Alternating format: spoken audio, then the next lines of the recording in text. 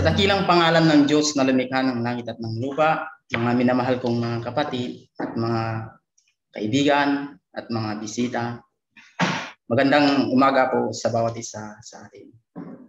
At ang aking napiling aral ay na nagmumula sa banal na salita ng ating Panginoong Diyos ay natatapat sa sulat ng mga hari. Mga hari, ikalawang hari, kapitulo 7, versikulo 1 hanggang 20. Yan ang ating reading sa umagang ito. Na maraming salamat at higit sa lahat sa pag-design ng PowerPoint. Maraming salamat sa iyo, kapatid na Joshua. At ang tema ng ating reading sa umagang ito ay ang theme, We Need Mercy.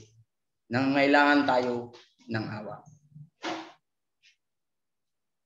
Kung titignan natin ang background ng ating reading, ang pangyayari sa kapanahunang ito, ang hari sa kapanahunang ito ay isang hari na sobrang napakasama.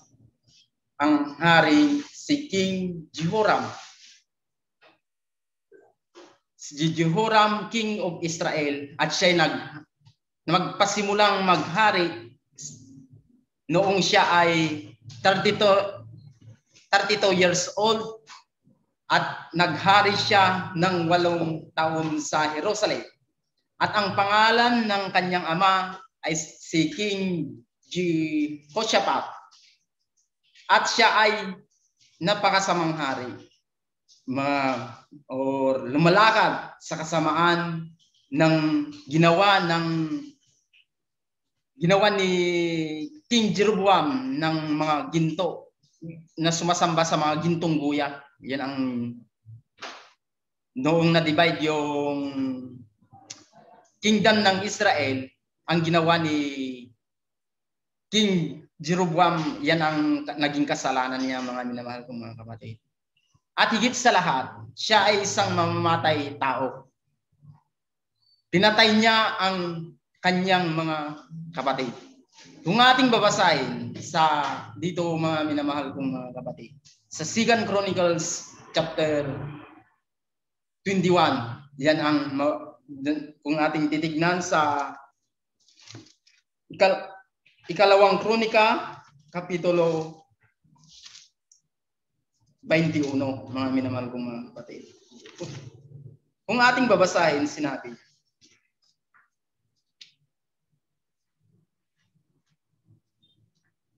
in verse 20, chapter 21, at si Jehoshaphat ay natulog na kasama ng kanyang mga magulang at inilbing na kasama ng kanyang mga magulang sa bayan na David. At si Joram na kanyang anak ay naghari na kahalili niya. At siya nagkaroon ng mga kapatid na mga anak ni Jehoshaphat na si Asarya at si Jetiel at si Zacarias at si Asarias at si Michael at si Patayas, lahat ng mga anak ni Jehoshaphat na hari sa Israel. At binigyan sila ng kanyang ama ng mga dakilang kaloob na pilak, ginto at mahalagang bagay, pati ng bayang nakukutuan ng Juda. Ngunit ang kaharian ay binigay kay Joram sapagkat siya'y panganay. Kung titignan natin, mga kapatid, dahil siya ay panganay, ano ang kanyang ginawa? Noong namatay ang kanyang ama, dahil siya ay hari, lumakas ng lumakas ang haring Jeroboam. Kung titignan natin in verse 4 ng chapter 21 ng 2 Kronika. At si Jeroboam ay bumangon sa karyan ng kanyang ama at lumakas ay kanyang pinatay ng tabak ang lahat niyang kapatid, gayon din ang iba sa mga prinsipe ng Israel. Kung titignan natin dito ang haring ito, sobrang napakasama, mga minamahal kong mga kapatid. Ngunit sinabi, at siya ay lumakad, sinabi in verse 6, at siya ay lumakad sa lakad ng mga hari ng Israel, gaya ng ginawa ng sangbahayan ni Akab. Kung titingnan natin dito, ang taong ito ay sobrang masama, mamamatay tao at isang sumasamba sa mga Diyos-Diyosan, mga minamahal kong mga kapatid. Kung titignan natin, isa itong taong inggitero. Kung naiinggit siya, bakit? Kung titignan natin dito, pinatay niya lahat, pati mga kapatid niya. Sa kapanahunan ito, ang propeta sa kapanahunan ng mga bagay na ito ay si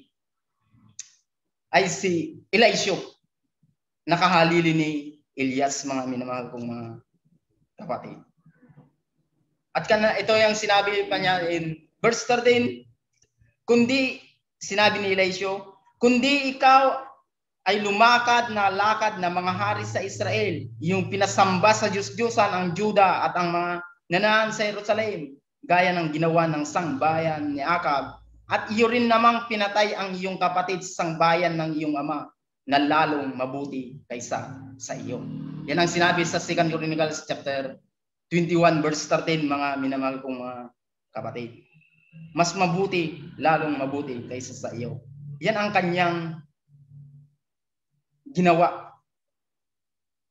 At higit sa lahat, kung titignan natin, noong siya ay namatay, wala man lang tumangis noong siya ay namatay. Kung titignan natin dito, sinabi niya in verse 20 ng 2 Chronicles chapter 21 verse 20, sinabi niya, may 32 taon siya na magpasimulang maghari. At siya'y naghari sa Jerusalem ng 8 taon. At siya'y nanaon na walang pagnanasang pumigil. At inilibing nila siya sa bahay ni David, ngunit hindi sa mga libingan ng mga hari.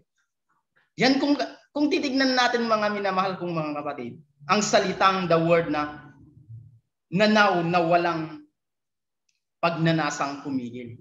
Hindi sila nalulungkot. Mamatay man ang haring yan, okay lang para sa kanila. Yan kung kasi ang ginawa ng haring ito sa Israel, ginawa niyang karumal-dumal ang bayan ng Israel. Ngunit dahil sa pagmamahal ng Diyos sa ipinangakong sinumpa sa kanya kay Haring David na magkakaroon ng ilaw ang tahanan ng bayan ng ating Panginoong Diyos. Dahil sa pangako na isinumpa ng Diyos kay Haring David, hindi nawalan ng ilaw o hindi nawalan ng pag-asa, hindi walang kabuluhan ang bayan ng ating Panginoong Diyos dahil sa pangako na ginawa ng Diyos kay Haring David. Kung titignan natin sa sobrang napakasama ng haring ito, hindi man siya nitinangisan. Hindi man siya binigyan ng karangalan. Kung mababasa natin pa sa ibang mga kasulatan ng mga minamahal kong mga kapatid. At bago nga natin simulan yan ang kwento sa buhay ng isang napakasama at isang mamamatay tao na hari. Kung titignan natin sa kanyang kapanahunan, may isang, kung ating babasahin, at ito yung dahilan kung bakit nagkaroon ng matinding kagutom ang bayan ng Israel sa Samaria, mga minamahal kong mga kapatid. Kung titignan natin dito in 2 Kings chapter 6 verse 24 to 29, yan ang sa background ng ating reading sa loob na sa umagang ito, mga minamahal kong mga kapatid. In 2 Kings chapter 6 verse 24 to 29 na sinasabi,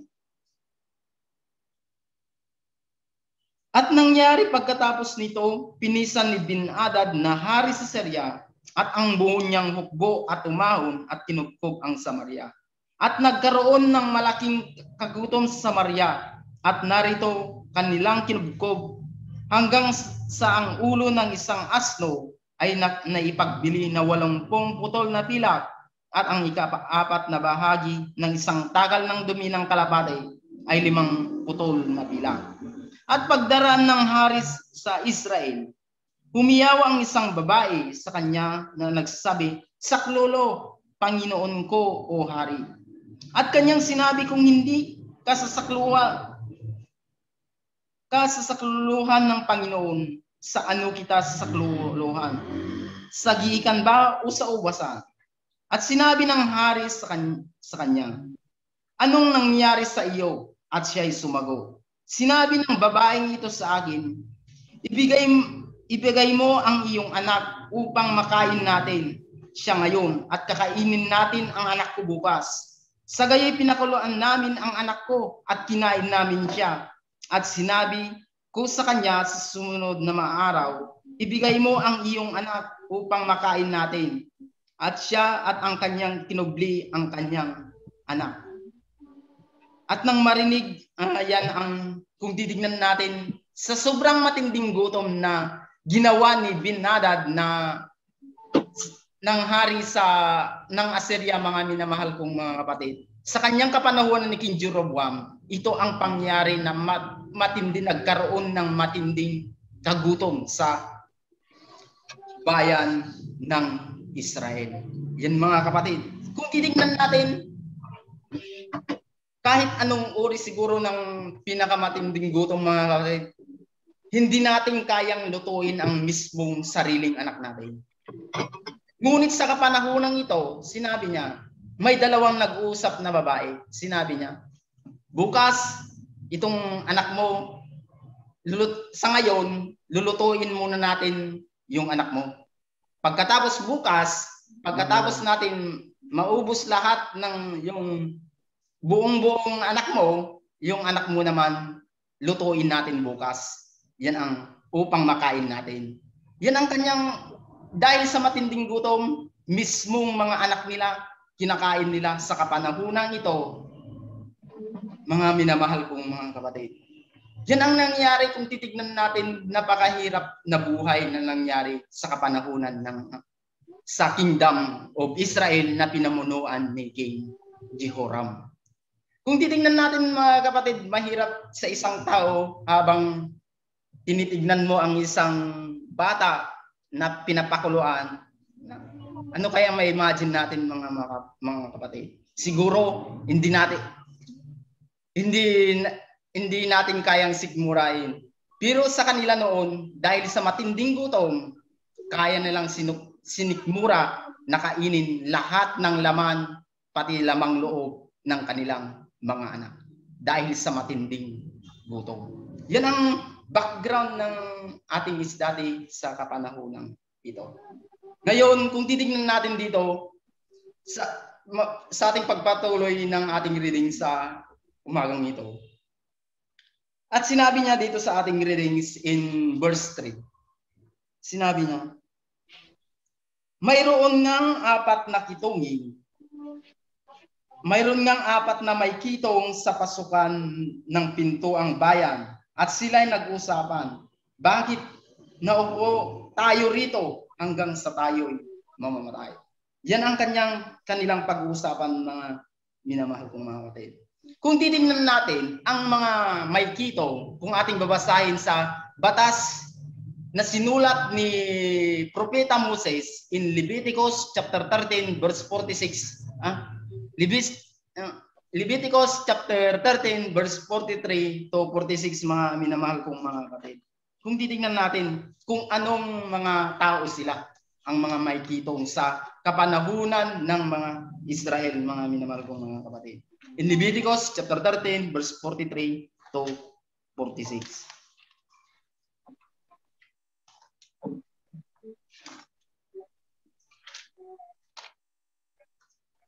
Sinasabi niya dito, mga minamahal kong mga kapatid,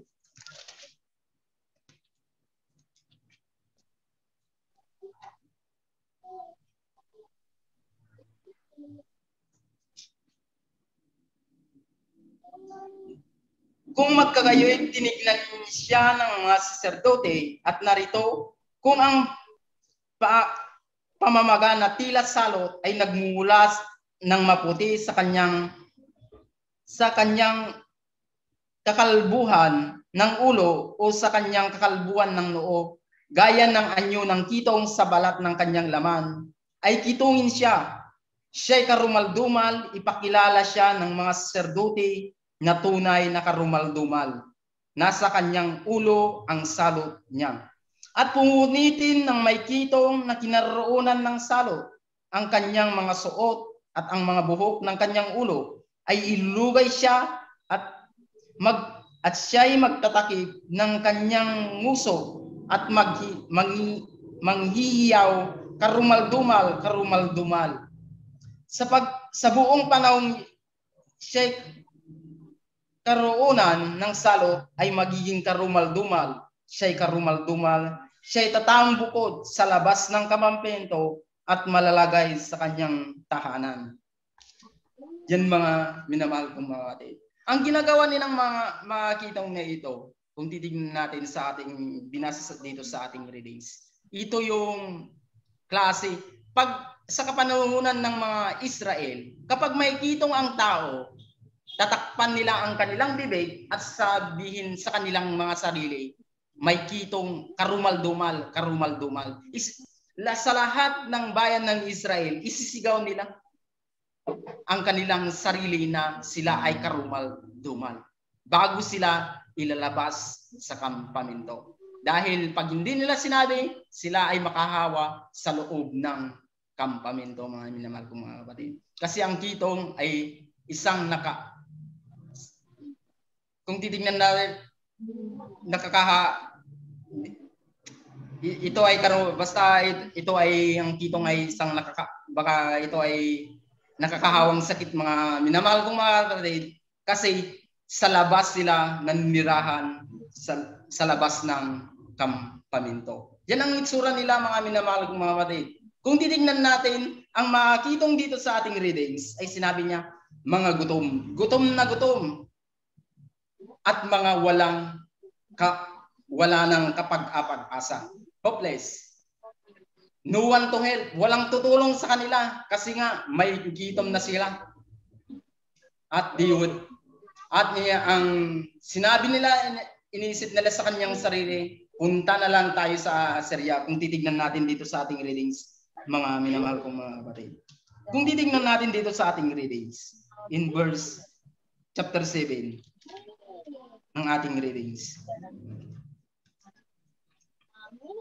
sinabi niya, kung ating sabihin in verse chapter 3 and 4, verse 4, kung ating sasabihin, tayo magsipasok sa bayan at ang kagutom ngay nasa bayan, at tayo mamatay roon, at kung tayo magsitigil ng pagkaupo rito, tayo mamatay rin. Ngayon ngay halina at tayo lumapit sa hukbo ng mga taga-Syria. Kung tayo iligtas ng buhay, tayo mabubuhay. At kung tayo patayin nila, mamamatay lamang tayo. Kung titingnan natin, mga kapatid, ang salitang kung tayo'y patayin nila, mamamatay tayo. Kung titingnan natin, isang espiritu ng talagang wala ng kabuluhan. Ang pag-iisip na, ang iniisip nila sa kanilang buong buhay na, yes, wala naman akong kabuluhan. Kung sinabi nila, kung upo lang ako dito na wala akong gawin, mamatay din ako. Ano ang kanilang ginawa? Mabuti na lang, punta na lang tayo sa ating mga kalaban. Kung patayin nila tayo, mas mabuti. Kung mabubuhayin nila tayo, mas mabuti. Yan ang spirit na may isang taong may pananampalataya. Ganyan ang buhay nila, mga minamahal kong mga kapatid. Ngunit kung titingnan natin sa ano ang kanilang gawa, sa kanilang paglalakbay, mga minamahal kong mga kapatid, ano ang ginawa? Ang ating Panginoong Diyos ay gumawa ng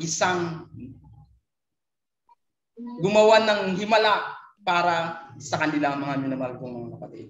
Ano ang pagpalapit nila, ano ang pinarinig sa kanila ng ating Panginoong Diyos? Sinabi niya in verse 6 ng ating readings. Sapagkat ipinarinig ng Panginoon sa mga hukbo ng taga-Syria ang hugong ng mga karo at tuni ng mga kabayo. Sa makatwid bagay ang hugong ng malalaking hukbo, at sila'y nag-usapan, narito inupahan ng hari ng Israel laban sa atin ng mga hari ng mga Hiteo at mga hari ng mga Egypto upang magsidaluhong laban sa atin. Kung titingnan natin dito sa habang sila'y naglalakad na patungo sa kampamento ng kalaban, ano ang sa kanilang paglalakad, sa bawat lakad nila mga minamahal kong mga kapatid, papapalapit na sila, ano ang pinarinig sa kanila ng ating Panginoong Diyos? Huni ng mga hukbo, ng mga chariots, mga malalaking hukbo, at higit sa lahat sinabi niya, even the noise of the great host. Kung titignan natin, yan ang malaking kinakatakutan ng mga taga-Assyria. Hindi na alam mga minamahal kong mga kapatid na ang papalapit pala sa kanila ay mga 4 lamang na kitungin. Ngayon kung titignan natin, dahil sa pananampalataya ng mga kitungin na ito, kung mamatay tayo, mamatay tayo. Kung buhay nila tayo, mabubuhay tayo. Dahil sa kanilang malaking kagutuman, nararamdaman sa kanilang sarili. Dahil kung tinitingnan natin sa ating binasa kanina, sila ay mga gutom, walang kabuluhan, walang kapag-asa, at sila ay nangangailangan ng tinatawag na awa ng ating Panginoong Diyos. Kaya nga kung titingnan natin, at noong nakarating sila, nagtaka na lang sila. At ano ang kanilang nakita mga minamahal kong mga kapatid? And they found food, clothing, riches, and consumed what they had. At ang kanilang natagpuan, mga pagkain, mga damit, mga kayamanan, at kinuha nila ang kanilang anggat kung ano ang kanilang makakaya. Mababasa natin dito sa verse 7 and 8 mga minamahal kong mga kapatid.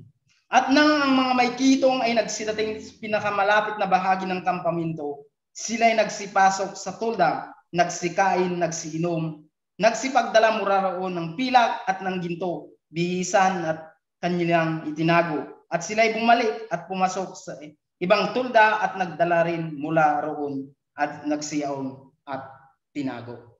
Ngunit kung titingnan natin mga minamahal kong mga kapatid, sinabi ng ating Panginoong Hesukristo, sinabi niya sa sulat ni Apostol Matthew dito sa Matthew Kapitulo 6 versikulo 19 hanggang 20 mga minamahal kong mga kapatid. Kung ating babasahin, in Matthew chapter 6 verse 19 to 20, yan ang kanyang sinasabi. Sinabi niya,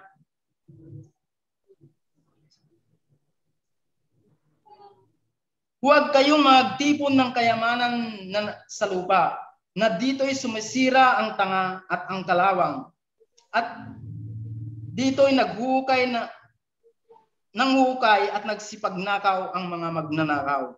Kundi magtipon kayo ng kayamanan sa langit, na do'y hindi sumisira kahit ng tanga, kahit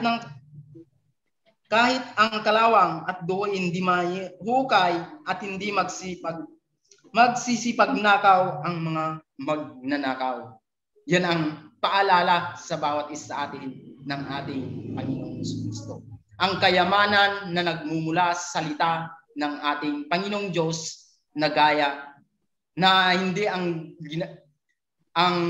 yan ang paalala sa bawat isa sa atin mga minamahal kong mga kapatid. Ngunit kung ating pagpatuloy ang ating pag-aaral, kung titingnan natin dito sa verse 9 and 10, ano ang kanyang napag-isip-isip?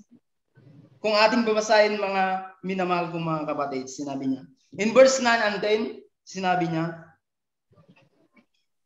ng ating readings,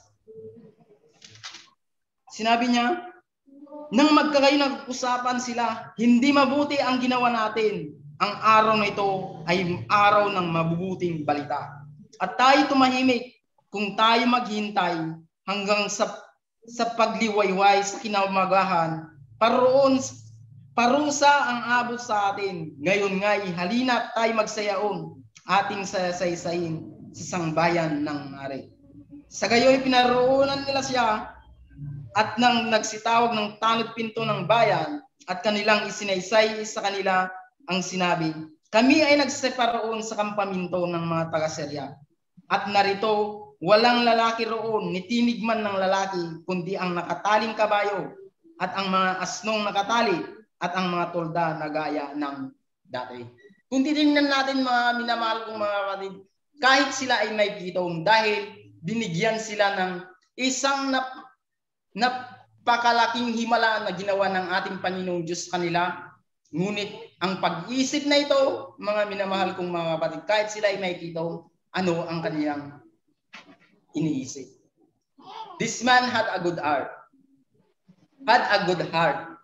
Although they were outcast due to their leprosy, they still thought of their brethren. Ang mga taong ito ay may malinis na puso.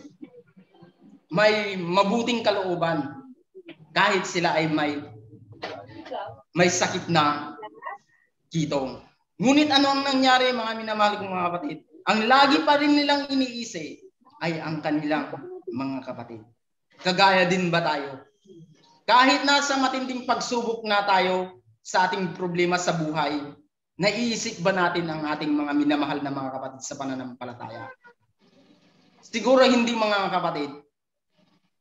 Kasi nandun na tayo sa matinding pagsubok. Ngunit ang mga bagay na ito, ganyan din ang pag-iisip ng ating ang ginawa ng mga kitong na ito ay lagi nilang iniisip. Hindi ang kayamanang ipinagkait sa kanila ay noong nakatanggap sila ng malaking biyaya na galing sa ating Panginoong Diyos ay ano ang kanilang ginawa.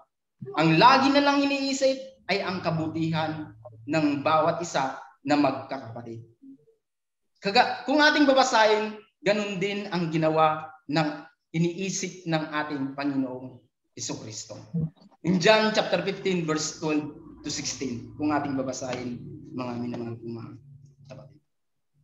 Sinabi niya dito, mga minamahal kong mga kapatid, ng ating Panginoong Jesucristo.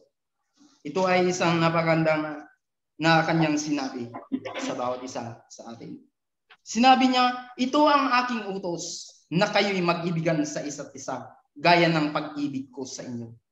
Walang may lalong dakilang pag-ibig kaysa rito may bigay ng isang tao ang kanyang buhay dahil sa kanyang mga kaibigan. Kayo'y aking mga kaibigan kung gawin ninyo ang mga bagay na aking iniutos sa inyo. Hindi ko na kayo tatawaging alipin sapagkat hindi nalalaman ng alipin ang ginagawa ng kanyang Panginoon. Ngunit tinatawag ko kayong mga kaibigan sapagkat ang lahat ng bagay na narinig ko sa aking Ama ay pinakilala ko sa inyo. Ako'y hindi ninyo inirang, ngunit kayo'y hinirang ko. At aking inalal upang magseon at magsipagmunga. At upang manatili ang inyong bunga, upang ang anumang hingin sa Ama sa aking pangalan ay bibigay niya sa iyo. Yan ang pag-iisip ng isang maka-spiritual na kapatid. Lagi niyang iniisip ang kaniyang mga kapatid sa pananampalataya. Kung titingnan natin ang pag-iisip ng mga taong ito, kasi ito yung sinasabi nating mabubuting balita na nakita natin dito sa ating binasa. Yung sinabi niya, the word na mabubuting balita or good news. Ang balitang ito ay ang kabutihan na ibinigay ng ang lagi na lang iniisip ang kabutihan ng kanyang mga kapatid sa pananampalataya. Iniisip nila kahit itinapon nila sila sa labas, ngunit sa pagkakataong ito, ang lagi na lang iniisip kundi ang kanilang mga kapatid sa pananampalataya. Kagaya ng ating Panginoong Jesucristo. Ang aral ukol sa bawat isa sa atin, yung mga naman sa buong buhay natin, there is suffering for sin now and hereafter. Habang tayo nabubuhay, mga minamahal kong mga kapatid, nagkakaroon tayo, patuloy tayong nagkakasala.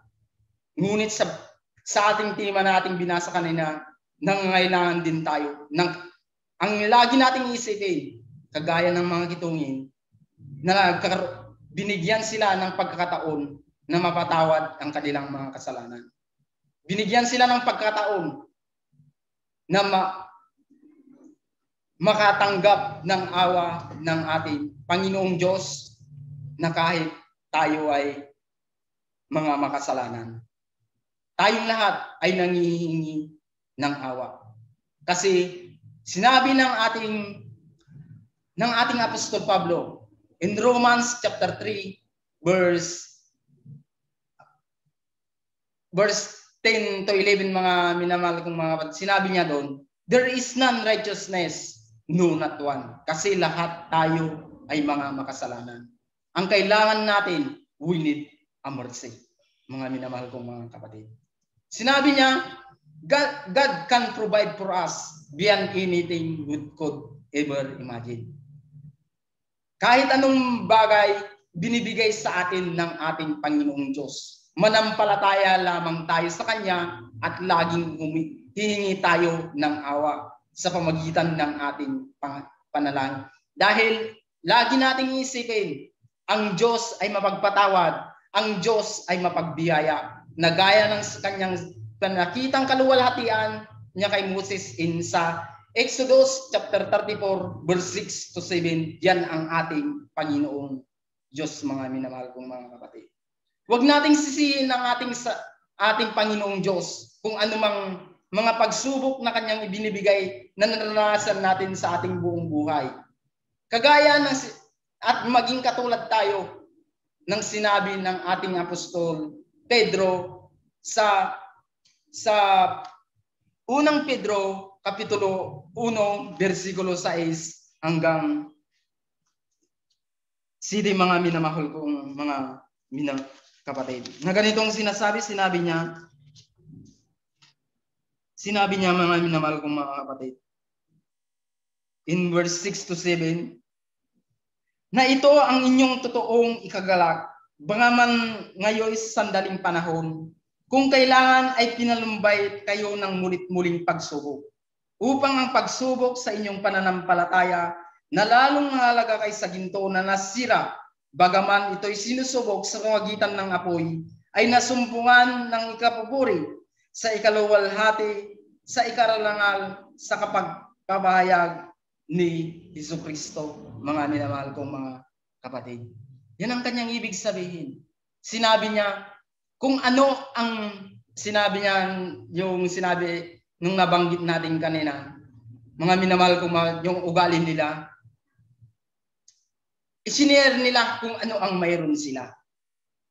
Tayong lahat, mga minamahal kong mga kapatid, kagaya ng noong nakaranas sila ng biyaya na binigay sa kanila ng ating Panginoong Diyos, mga minamahal kong mga kapatid, isinare nila yung kanilang biyaya. Ang biyayang ito ay tinatawag nating mga himala ng ating Panginoong Diyos. Kagaya nito, pag-share ng katalinuhan, palakasin ang mga kapatid, palakasin ang mga mahihinang loob, palakasin ang pananampalataya. Yan ang gusto ng bawat isa sa atin, ang lumakas ang pananampalataya. Kung ano ang katalinuhang ibinigay sa atin ng ating Panginoong Diyos, kung ano ang mayroon tayo, i-share natin sa ating iba. At lagi nating isipin na ang karunungan ito at ang biyayang ito ay nanggaling sa ating Panginoong Diyos, na dapat natin ibahagi at huwag nating itago. Kagaya ng ginawa kung titingnan natin sa parabula ng ating Panginoong Jesucristo, sa parabula ng mata, talinto. Mabawasan natin in Matthew chapter 25 yun, mga minamahal kong mga kapatid. Ano ang ginawa ng isa? Itinago. At ano ang nangyari sa kanya? Sinumpa siya, mga minamahal kong mga kapatid. Ngunit ang ibang mga talinto, ipinalangalakal. Gumawa siya ng paraan upang mapalago. Yan, mga minamahal kong mga kapatid. Kagaya ng ating talento, huwag natin itong sarilihin. Lahat tayo ay binigyan ng himala. Lahat tayo ay binigyan ng mga talento ng ating Panginoong Diyos. Ibigay natin na sa ating kapwa, sa ating mga kapatid sa pananampalataya, at higit sa lahat sa sambahayan ng ating Panginoong Diyos.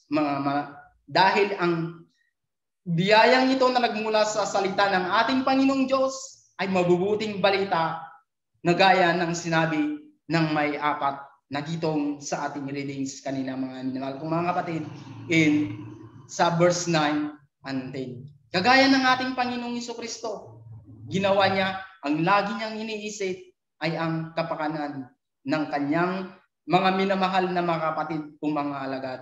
Kahit ang pag-ugali nila ay mga taong makasarili, mga high pride, ngunit ang lagi nang iniisip nung malapit, kahit nung doon na siya malapit na sa kamatayan, mga minamahal kong mga kapatid, kahit kung sino ang nag-usapan, kahit kung sino ang pinakadakila sa kanila, ngunit hindi ang lagi niyang iniisip, kundi hindi ang kanilang mga kasamaan ng mga alagad, kundi ang gusto niya ang pagmamahal sa isang kapatid. Nagaya ng sinabi niya in John chapter 13 verse 33 to 34, mga minamahal kong mga kapatid. A new commandments I give unto you, that you love to one another as I have loved you. By this shall men all know that you are my disciple, if you have love to one another. Na nasa bawat isa atin ngayon, natatanggap naman tayo sa ating harapan ang paghingi ng tawad at ang pagpapala ng ating Panginoong Diyos, ang pagtanggap ng tinapay at ang bino na siyang sumisimbolo sa katawan ng kanyang katawan at ang pino na nabubuhos sa ikapagpapatawad ng ating mga kasalanan. Mga minamahal kong hanggang dito lang at maraming salamat sa inyong pakikinig.